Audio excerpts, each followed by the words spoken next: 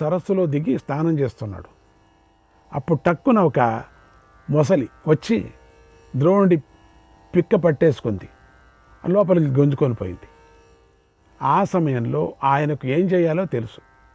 ద్రోణుడు తనను తాను రక్షించుకోగలడు, కానీ ఆయనకు అర్జునుడి గురించి మిగతా శిష్యులకు తెలపాలని అనిపించింది. తానెందుకు అర్జునుడిని అభిమానిస్తున్నాడో, అతడెందుకు సర్వశ్రేష్ఠుడై నిలిచాడో వారికి ప్రత్యక్షంగా తెలపాలని అనుకున్నాడు.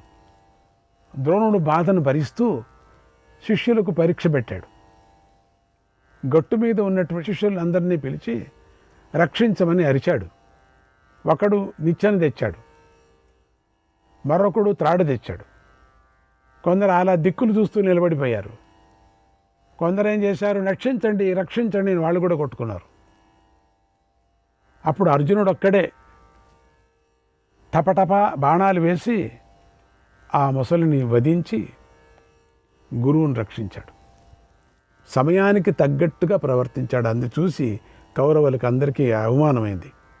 ఇది సర్వోత్తముడైనటువంటి శిష్యుడి ప్రవర్తన అని చెప్పి ద్రోణుడు ఈ పరీక్ష ద్వారా తానెందుకు అర్జునుడిని అభిమానిస్తున్నాడో శిష్యులకు తెలిపాడు.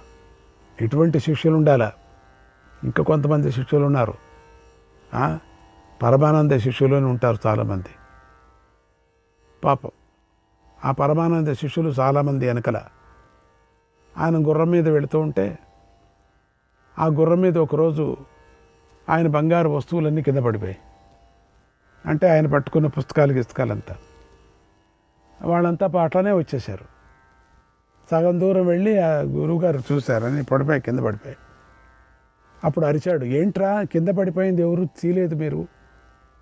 అవునా స్వామి, మాకు మీ ఆజ్ఞ కావాలి కదా, అందుకని మంచి పని, ఆజ్ఞ ఏదేది కింద పడిపోతే ఏదేది తీయాలా అనేది చెప్పండి రాసుకుంటాం. అన్నీ వస్త్రం పడిపోతే తీయాలా, ఓకే. పుస్తకాలు పడిపోతే తీయాలా, ఓకే. బంగారు పడిపోతే తీయాలా, ఏదో దక్షిణ వచ్చి ఉంటుంది పడిపోతే తీయాలా, అన్నీ తీయాలా, గుర్రం పడిపోయినా తీయాలా, ఇట్లా అన్నీ రాసుకుంటారు మొత్తం. ఇంకా మీదట ఇట్లా ఏంట్రా పరమానంద శిష్యులు మీరు, అర్థమే కాదు మీది. ఒకరోజు వెళుతున్నాడు, నది దాటుతున్నారు, గురువుగారు పడ్డారు. గుర్రం మీద పెడుతున్నా ఆ గుర్రం ముసలిది కుంటిది కింద పడేసింది.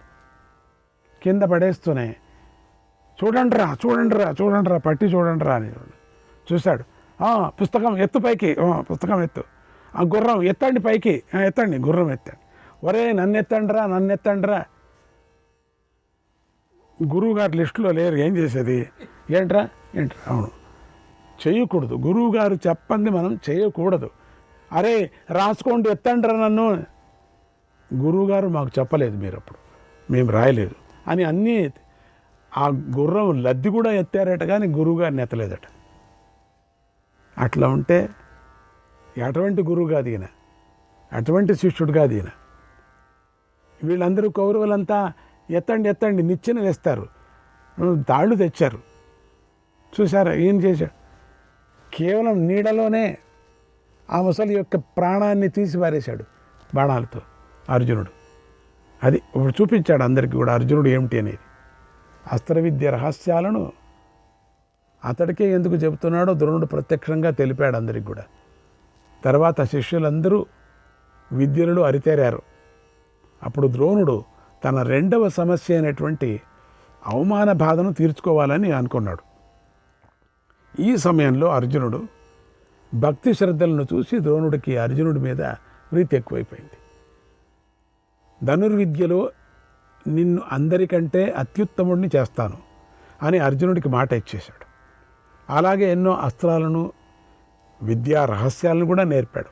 అర్జునుడు ఉత్తమ శిష్యుడు కదా, అందుచేత గురువైనటువంటి ద్రోణుడు తన సొంత కొడుకు కూడా తెలియనటువంటి రహస్యాలను అర్జునుడికి బోధించాడు. ముందు తెలుస్తుంది మనకు.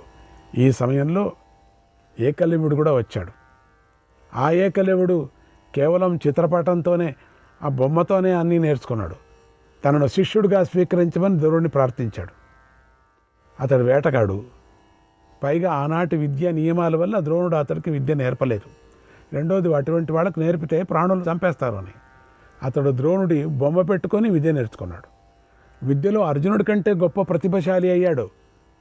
ఒకనాడు అతడి ప్రతిభను అర్జునుడు గుర్తించాడు, గురువుకు వెళ్ళి చెప్పాడు. అప్పుడు ద్రోణుడు అర్జునుడికి ఇచ్చినటువంటి మాట నిలబెట్టుకోవటం కోసం ఏకలవ్యుడి నుంచి గురుదక్షిణ కూడా తీసుకున్నాడు. ఈ ఘటన ఆచార్యుడి జీవితం మీద పెద్ద మచ్చ వేసింది. బొటనవేలు తీసుకున్నాడు. కొందరు ద్రోణుడిని తప్పు అన్నారు, కొందరు ఒప్పుకున్నారు. ఎందుకంటే బతికింటే వాడు ఇక్కడికి వచ్చు కదా అనుకున్నారు. ఇష్టం వచ్చినట్టు మాట్లాడారు. సామాన్యులకి ఈ విషయంలో పెద్ద సందేహం కూడా ఏర్పడింది. సినిమాలు నాటకాలు చూసి విషయం తెలియకుండా గురువును దోషి చేయకూడదు. కేవలం సినిమాలు నాటకాలు చూస్తారు. ఆ ఏకలవ్యుడికి ఎందుకు ఇట్ట చేశాడు? ఏకలవ్యుడు క్రోధ వసువులు అనేటువంటి రాక్షస గణాలకు చెందినవాడు. ఏకలవ్యుడు సామాన్య పోయేవాడు కాదు, రాక్షసుడు. నిషాదరాజైన హిరణ్యధన్యుడి పుత్రుడు. నాటి విద్యా విధాన ప్రకారం వేటగాళ్ల కొంటే రాక్షసులకు ఉత్తమమైన ధనుర్విద్య నేర్పకూడదు అనేది నియమం. రాక్షసుడు కాబట్టి మంత్రపూర్వకంగా అస్త్రాలు పఠించాలంటే కొన్ని సంస్కారాలు ఉంటాయి కదా, ఉండాలి కదా. కనుక ద్రోణుడు అతన్ని శిష్యుడిగా స్వీకరించలేదు. తప్పేం లేదు. అదిగాక గురువు ఇష్టం, మంచి పనే. గురువు దక్షిణ అడగటంలో కూడా తప్పలేదు కదా. ప్రాణాలు కూడా ఇవ్వాలా. న్యాయంగా బటన్ వేలకి తీసుకున్నాడు. ప్రాణం ఇమ్మంటే ఇచ్చేవాడేమో. అంటే గురుముహతగా నేర్చుకోనేటువంటి ఏదే నేర్చుకోరో ఆ విద్యలు అటువంటి ఫలాన్ని ఇవ్వవు. ఏదేదో ఇష్టం వచ్చినట్టు నేర్చుకొని గురువు మీకు చెప్పారు, కలలో వచ్చారు మీరు, లేక చిత్రాన్ని పెట్టుకొని నేర్చుకున్నా అదంతా ఫలాలు ఇవ్వవు. దగ్గరికి తెచ్చే ఒక విధానం అంతే. ఇది ప్రత్యక్షంగా బతికినప్పుడు దగ్గరకు వచ్చి ఫలాన్ని ఉపదేశాన్ని పొందాలి. కానీ ఫోటోలో చెప్పారు, కలవరింపులో చెప్పారు, ఎవరికో చెప్పంపించారు, మరి మెసేజ్ పెట్టారు, ఇట్లంతా కాదు. అది ఉపదేశం అంటే దగ్గరగా వచ్చి నేర్చుకోవాలా. అందుకని లేకపోతే గురుముఖతానే నేర్చుకోవాలా. లేకపోతే ఈ విధమైనటువంటి నేర్చుకోకపోతే ఇది బొటన్వేలు అంటే చెయ్యబోతుంది. ఏకలవ్యుడు తన వద్దకు వచ్చి మొరుగుతున్నటువంటి కుక్కను తరిమి కొడితే సరిపోతుంది కదా, కర్రతో కొట్టి బెదిరిస్తే పారిపోతుంది కదా, పోని నోట్లోకి ఒక బాణం కొడితే సరిపోతుంది కదా అని ఏకంగా 7 బాణాలు కొట్టడం ఎందుకు, అంత అసహనం ఎందుకు? దానిని ద్రోణుడు చూశాడు. గురువుకు త్రికాలజ్ఞుడు కదా, గురువు సామాన్యుడు కాదు కదా. ఇతడు కుక్క మొరగటం అనేటువంటి చిన్న విషయాన్ని సహించలేకపోయాడే. ఇక భవిష్యత్తులో ఇతడి వల్ల ఇంకెన్ని ప్రమాదాలు జరుగుతాయో అని ద్రోణుడు ఆలోచించాడు. ఒక కుక్క మొరుగుతూ ఉంటేనే దాన్ని కొట్టేశాడు. శబ్దభేది విద్య అది రెండోది. అర్జునుడు కూడా అనిపించేదిలేండి, నాకు ఆ విద్య నేర్పలేదని. కనుకనే అతడి బొటన వ్రేలు గ్రహించాడు. ఇక్కడ గల రహస్యాన్ని విజ్ఞులులాగా అంటే చదువుకున్న వారిలాగా విషయాన్ని తెలుసుకోవాలి. అంతేకాదు ఇది భగవంతుడి సంకల్పం అని కూడా గ్రహించాలి. కృష్ణుడే భవిష్యత్ ప్రయోజనాలు చూసి ఈ పని చేయించాడు అని కూడా తెలుసుకోవాలి. మరికొన్ని విషయాలు తెలుసుకొని ఇక గురువు మీద పడినటువంటి మచ్చను తుడిచేద్దాం. ఎందుకింత చర్చ అంటే అసలు ఏకలవ్యుడు ఎలాంటి వాడో తెలుసుకోవాలి కదా. తెలుసుకుంటేనే కానీ ద్రోణుడి వ్యక్తిత్వం బయటికి రాదు. శ్రీకృష్ణుడు ఎందుకు ఈ పనిని చేయించాడో తెలియదు. కనుక కొద్దిగా ఏకలవ్యుడికి సంబంధించిన విషయాలను మనం తెలుసుకోవటానికి ప్రయత్నం చేస్తాం. ఈ ద్రోణ పర్వంలోనే 181వ అధ్యాయంలో శ్రీకృష్ణ పరమాత్మ ఏకలవ్యుడి గురించి ఇలా చెప్పాడు.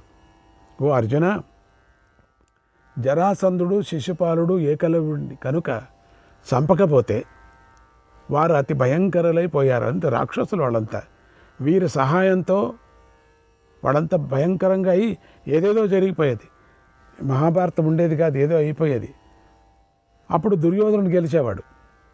నీకు మేలు జరగాలని నేను ఏకలవ్యుడిని వధించాను అన్నాడు. ఏకలవ్యుడి గురించి మనం వ్యాస భగవానుడు చెప్పిన హరివంశంలో చెప్పుకున్నాం కదా. హరివంశం చాలా పెద్దది, ఎవరికి అర్థం కాదు. అది అర్థమే కాదు, ఎవరికి అర్థం కాదు అర్థమే కాదు. అంత కాన్సన్ట్రేషన్ చేస్తేనే అర్థమయ్యేది. ఇతడు దేవశ్రవుడు అనేటువంటి క్షత్రియుడి పుత్రుడు.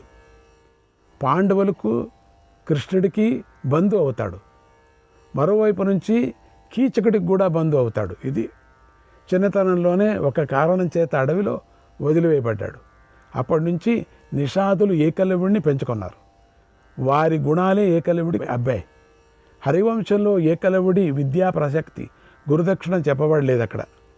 అతడి ప్రవర్తన, అతడి నడవడిక తీరు, అతడు ఎలాంటి వాడో చెప్పబడింది అంతే.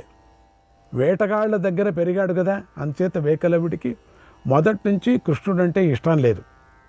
జరాసంధుడి చెంతకు చేరి అతడి ఆంతరంగికులో ఒకడయ్యాడు. అతడి సేనాధిపతి అయ్యాడు సేనలకంతా కూడా. కృష్ణుడిపైకి జరాసంధుడు 18 సార్లు దండెత్తాడు, అలెగ్జాండర్ దండెత్తినట్టుగా. ఏకలవ్యుడు కూడా పాల్గొని సైన్యాన్ని నడిపించాడు, కృష్ణుడితో పోరాడాడు. ఇటువంటి స్వభావం కలవాడు ఏకలవ్యుడు. హరివంశంలో భవిష్య పర్వంలో 7 అధ్యాయాలు ఏకలవ్యుడి పోరాటమే ఉంది అక్కడ. మరొకసారి ఏకలవ్యుడు పౌండ్రక వాసుదేవరాజుకు సహాయకంగా వచ్చి ద్వారక మీదకు దండెత్తడానికి అక్కడ కృష్ణుడి మీద. అప్పుడు ద్వారకాలో కృష్ణుడు లేడు. అంచేత ఏకలవ్యుడు బలరాముడితో ఘోరంగా పోరాడి పారిపోయాడు. ఇది హరివంశంలో ఏకలవ్యుడి గురించి చెప్పినటువంటి విశేషం. ఇటువంటి వాడిని కృష్ణుడు వధించాడు. ఈ మాటనే మనం ఉద్యోగపరంలో కూడా చెప్పుకున్నాం. అందుచేత ఇన్ని కారణాల చేత గురువైన ద్రోణుడి జీవితంలో మచ్చలేదు అని గ్రహించాలి మనం. మచ్చలేదు. విషపు మొక్కను తుంచివేయాల, మొగ్గులోనే అప్పుడప్పుడే తుంచేయాల. లేకపోతే అది పెరిగి పెద్దదైతే చుట్టంతా వ్యాపిస్తే అందరికీ పెద్ద ప్రమాదాన్ని కలిగిస్తుంది కదా. అందుకే శ్రీకృష్ణుడు మొగ్గలోనే, అంటే చిన్న మొగ్గలోనే తుంచి తగిన చికిత్స చేయాలి. ఆ తగిన చికిత్స చేశాడు అని చెప్తారు. ద్రోణుడు జీవితంలో ఎలాంటి చెడు పనులు చేయలేదు. మంచి వైపే ఉన్నాడు కూడా, మంచి పనే చేశాడు. మరి మంచివాడిపై పడిన మచ్చ గురించి విచారణ చేసి తెలుసుకోవాలి కదా. మనం ఊరూరికే నింద చేయకూడదు కదా, వాళ్ళు ఎవరో చెప్పారని. తెలుసుకున్న తర్వాత చెప్పాలి. ఎవరి మీదనే ఏమైనా చెప్పితే అది ఇంకొక రెండవ ఫేసులో కూడా వెళ్ళి మనం ఎంక్వైరీ చేసి మనం వాళ్ళని నింద చేయాలి. కానీ ఒక ఫేసును నమ్మకూడదు. కనుక గురువైన ద్రోణుడి చరిత్రలోకి ప్రవేశించుకుందాం. ఏకలవ్యుడి ఘటన అయిన తర్వాత రాకుమారులకు అస్త్రవిద్యా ప్రదర్శన జరిగింది. అప్పుడు రాకుమారులు ద్రోణుని గురుదక్షిణ కోరుకోమన్నారు. ద్రోణుడు ద్రుపదుడిని పట్టి తీసుకురండి, ఇదే మీరు నాకు ఇచ్చేటువంటి ఇదే గురుదక్షిణ అన్నాడు. అప్పుడు అర్జునుడు ద్రుపదుడిని బంధించాడు. దాంతో ద్రోణుడి యొక్క రెండవ సమస్య అయినటువంటి అవమాన బాధ కూడా తొలగిపోయింది. ఈ సందర్భంలో ద్రోణుడు ప్రియశిష్యుడైనటువంటి అర్జునుడికి బ్రహ్మశిరోనామకాస్త్రాన్ని బోధించాడు. ఇది వాళ్ళెవరికి దొరకలే. అప్పుడు ద్రోణుడు అర్జునుడితో, నాతో యుద్ధం చేసేటప్పుడు ప్రతి యుద్ధం చేయకు, ఇదే నువ్వు నాకు సమర్పించే గురుదక్షిణ అని మాట తీసుకున్నాడు. ఆ తర్వాత ద్రుపదుడికి అవమాన బాధ పెరగటం మొదలైంది. యుచి ఉపయాజి అనే మహర్షుల అనుగ్రహాన్ని పొంది ద్రోణుని చంపటానికి దృష్టద్యుమ్నుడిని పొందాడు. అంటే వాళ్ళ యాజ్ఞికులు, చాలా పెద్ద యాజ్ఞికులు, బ్రహ్మవేత్తలు, వాళ్లతో పొందాడు. అప్పుడు ద్రోణుడు ఇతడే నా మృత్యువు అని తెలిసి కూడా దృష్టద్యుమ్నుడిని తన వద్దకు పిలిపించుకొని విద్య నేర్పాడు కూడా. తన మృత్యువును తానే పోషించుకున్నాడు. ద్రోణుడి జీవితంలో ఇదొక ఆశ్చర్యకరమైన సంఘటన. ఇది కావలసిగా చేశాడు అనిపిస్తుంది. గురువు యొక్క గొప్పతనం కూడా. తర్వాత ఎందుకంటే ఆ శాపం కూడా పోనీని మాయాద్యూతం జరిగింది. అప్పుడు దుర్యోధనుణ్ణి దుర్మార్గాన్ని నివారించినందుకు భీష్ముడితో పాటుగా ద్రోణుడు కూడా ప్రజల తిట్లను భరించాడు. తరువాత అజ్ఞాతవాసంలో పాండవులు నశించారని కౌరవులు మాట్లాడుతుంటే ద్రోణుడు పాండవులను మెచ్చుకున్నాడు. నాటి నుంచి పాండవ పక్షపాతిగా మరింత స్థిరపడ్డాడు. ఎన్నోసార్లు ఎన్నో సందర్భాల్లో దుర్యోధన కర్ణులు ద్రోణుణ్ణి నిందించారు కూడా. ఇద్దరు కూడా సూటిపోటి మాటలు అన్నారు, మనస్సును బాధించారు. అయినా గురువు భరించాడు. ఉత్తర గోగ్రహణంలో అర్జునుడిని చూసి ద్రోణుడు ఎంతో సంతోషించాడు. అందరూ వినేటట్లుగా అర్జునుడి పరాక్రమాన్ని మెచ్చుకున్నాడు కూడా. అప్పుడు మరి అంత ప్రీతి కలవాడు పాండవ పక్షంలోకి చేరవచ్చు కదా అనుకోవచ్చు మనం. ఎందుకు చేరలేదు అంటే ద్రోణుడు మొదట కౌరవుల నుండి గౌరవాలను పొందాడు కదా. మొదట కౌరవుల దగ్గర వచ్చాడు, వాళ్ళ నుంచి పొందాడు. ద్రోణుడికి భీష్ముడితో అధికమైన స్నేహం ఉంది. మరో ప్రక్క అశ్వత్థామకు దుర్యోధనుడితో మంచి స్నేహం బలపడిపోయింది. ఇన్ని రకాల చేత ద్రోణుడు కౌరవులను విడిచిపెట్టలేకపోయాడు. అందుకని ఇంత బాగా జ్ఞాపకం పెట్టుకోవాలి. హృదయంలో మాత్రం పాండవుల మీదే ప్రీతిని పెంచుకున్నాడు కూడా. తనకు బ్రతుకు తెరువును కల్పించిన భీష్ముడు వెంటే నడిచాడు. భీష్ముడు ఎక్కడున్నాడు అక్కడ ఉన్నాడు. భీష్ముడు ఎక్కడున్నాడు కౌరవుల, తాను కౌరవుల దగ్గర ఉన్నాడు. అందుకని మొట్టమొదట భీష్ముడు ఆయన్ని రమ్మన్నాడు. వీళ్ళు ఇంకా చిన్నపిల్లలు కదా, అందుకని కౌరవులనే దగ్గరే ఉండిపోయాడు. మొత్తం మీద యుద్ధం ఆసన్నమైంది. యుద్ధ ప్రారంభంలో తన వద్దకు వచ్చి నమస్కారం చేసిన ధర్మరాజుతో ద్రోణుడు ఇలా అన్నాడు, ఓ ధర్మరాజా, నీకు మంత్రిగా శ్రీకృష్ణుడు ఉన్నాడు కనుక నీకు విజయం తథ్యం. యతో ధర్మస్తతః కృష్ణః యతః కృష్ణస్తతో జయః. ఎక్కడ ధర్మం ఉంటుందో అక్కడ కృష్ణుడు ఉంటాడు, ఎక్కడ కృష్ణుడు ఉంటాడు అక్కడ విజయం ఉంటుంది అని ధర్మరాజును ఆశీర్వదించాడు. ఏదైనా అప్రియమైన వార్తను నమ్మదగిన పురుషుడు చెబితే నేను వెంటనే అస్త్ర సన్యాసం చేస్తాను అని తన మరణ రహస్యాన్ని తానే చెప్పాడు. ధర్మరాజుకి చెవులో చెప్పాడు. ఇవన్నీ రహస్యాలు. భీష్ముడు పడిపోయిన తర్వాత ద్రోణుడు కౌరవ సైన్యానికి సర్వ సైన్యాధిపతి అయ్యాడు. పాండవులతో ద్రోణుడు 5 రోజులు యుద్ధం చేశాడు. మొదటి రోజున ద్రోణుడు శకట వ్యూహాన్ని పన్నాడు, పాండవులు కౌంచ వ్యూహాన్ని పన్నారు. శ్రీకృష్ణాయ పరమాత్మనే నమః.